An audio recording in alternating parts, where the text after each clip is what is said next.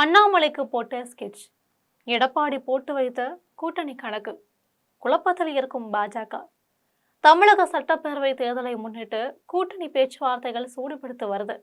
இந்த நிலையில அதிமுக தரப்புல ஒரு முக்கிய தகவல் பரவி வருது. அதாவது அதிமுக 170, பாஜக 23, பாமக 23, தேமுதிக 6, அமமுக 6, ஓபிஎஸ் தரப்புல இருந்த 3, தமாக 3 இடங்கள்ல போட்டியிடும் வகையில தொகுதி பங்கீடு பேசப்பட்டுள்ளதாம்.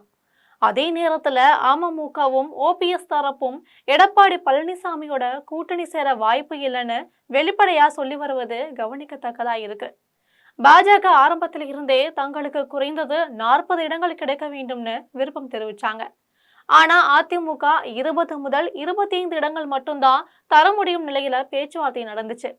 இதையடுத்து பாஜக தேர்தல் பொறுப்பாளரான மத்திய அமைச்சர்கள் பியூஷ் கோயல் மற்றும் அர்ஜுன் ராம் மேக்வால் சென்னைக்கு வந்து எம்ஜிஆர் நகர் பகுதியில் உள்ள ஹோட்டல்ல அதிமுக பொதுச் செயலாளர் எடப்பாடி பழனிசாமியோட நீண்ட நேரம் ஆலோசனை நடத்தினாங்க. இரு தரப்புலையுமே முக்கிய தலைவர்கள் கலந்து கொண்டாங்க.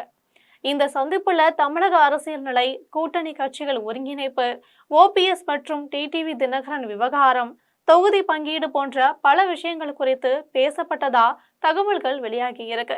பாஜக தரப்பில் இருந்து 40 தொகுதிகளின் பட்டியல் பழனிசாமியிடம் கொடுக்கப்பட்டதா சொல்லப்படுது. ஆனா பழனிசாமி அந்த பட்டியலை ஏற்கலனும், மாறா தாமே ஒரு தொகுதி பங்கீடு பட்டியல் தயார் செய்து பாஜக தரப்புக்கு கொடுத்ததாகவும் சொல்லப்படுது. அந்த பட்டியல்ல அதிமுக 170, பாஜக 23, பாமக 23, தேமுதிக 6, அமமுக 6, ஓபிஎஸ் 3, ஜி.கே. வாசன் தரப்பில் 3 இடங்கள் என குறிப்பிடப்பட்டுள்ளதா தகவல்கள் வெளியாகியிருக்கு. கடந்த 4 தேர்தல்கள்ல வாக்கு சதவீதத்தை வைத்து இந்த கணக்கு தயார் செய்யப்பட்டதாகவும் சொல்லப்படுது. இதுக்கு மேலும் பாமக மற்றும் தேமுதிக போன்ற கட்சிகளை ஒருங்கிணைப்பது அதிமுக பொறுப்பு எனவும், ஓபிஎஸ் மற்றும் டிடிவி தினகரனை கூட்டணியில் சேர்ப்பதை பாஜக கவனிக்கலாம் எனவும் பழனிசாமி கூறியிருப்பதா சொல்லப்படுது.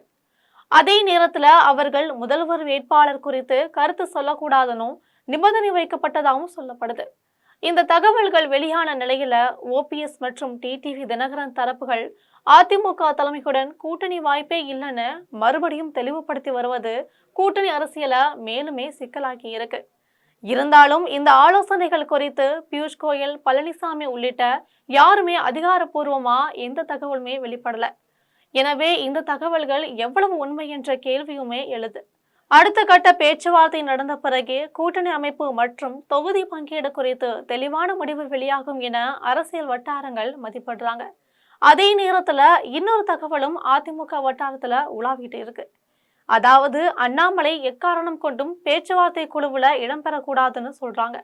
அதனால்தான் நேற்று எடப்பாடியுடன் நடந்த ஆலோசனை கூட்டத்திலையுமே, அதற்கு பிறகு நடந்த பாஜக ஆலோசனை கூட்டத்திலையுமே அண்ணாமலை பங்கேற்கலன்னு சொல்றாங்க. எடப்பாடியை முதல்வராக்குவேன்னு அண்ணாமலை பேசினாலும் கடந்த காலங்கள்ல எடப்பாடியை மிக கடுமையாக விமர்சித்ததால அவர் கடும் ஆத்திரத்துல இருப்பதாகவும், அதனாலதான் அண்ணாமலைக்கு கூட்டணிக்குள்ள ரெட் கார்டு போட்டுள்ளதாகவுமே சொல்றாங்க.